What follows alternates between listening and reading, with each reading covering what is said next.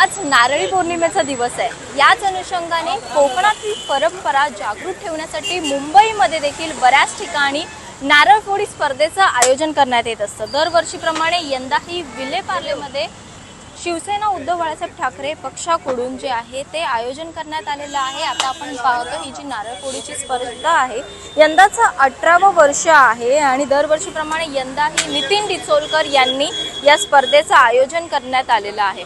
आपण त्यांच्याकडूनच जाणून घेणार आहोत। जसं कोकणातली ही परंपरा आहे की जागृत ठेवण्यासाठी मुंबईत देखील हाच प्रयत्न तुमच्याकडून केला जातोय। हे 18वं वर्ष आहे, काय सांगाल? सर्वात प्रथम नारळी पौर्णिमेच्या खूप खूप मनपूर्वक शुभेच्छा।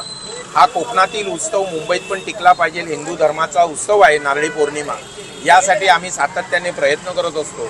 शिवसेना उद्धव बाळासाहेब ठाकरे पक्षाच्या वतीने मी हे 18वं वर्ष आहे ह्या ठिकाणी। आता सुरुवात झालेली आहे, 400-500 लोक येतात नारळ फोडण्यासाठी आणि हा उत्सव एक आनंद चैतन्य निर्माण करणार आहे। आणि श्रावणी सोमवारचा हा दुसरा मोठा उत्सव असतो।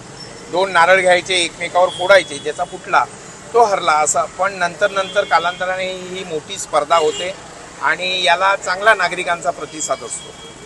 तुम्ही याच संदर्भात जे लोक जिंकणार आहेत त्यांच्यासाठी आकर्षक बक्षिसे देखील ठेवण्यात आलेली आहेत। उत्कृष्ट अशी आम्ही त्यांना ट्रॉफी ठेवलेली आहे। एक ट्रॉफी असते आणि मानधन असतं।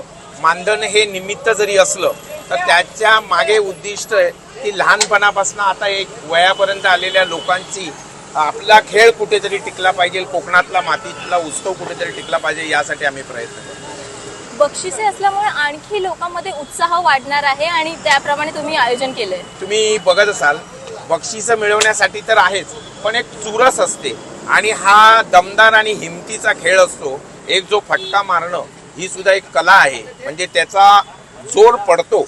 पण आज प्रत्येक जण आजारात जरी असला तरी ही कुठे लुप्त होणार नाही नारळी पौर्णिमा उत्सव, यासाठी आम्ही हा उत्सव साजरा करतो। यंदाचं हे 18 वर्ष आहे, तुम्ही गेले 17 वर्ष हा जो प्रयत्न करत आहात, काय लोकांना संदेश द्याल? संदेश एकच देईल, आपल्या हिंदू धर्मांचे सण आहेत ते मोठे उत्सव न करता जसं जमेल, पण हिंदू सणांचं कुठे कमी नाही झाला पाहिजे, हिंदूंचा उत्साह वाढला पाहिजे।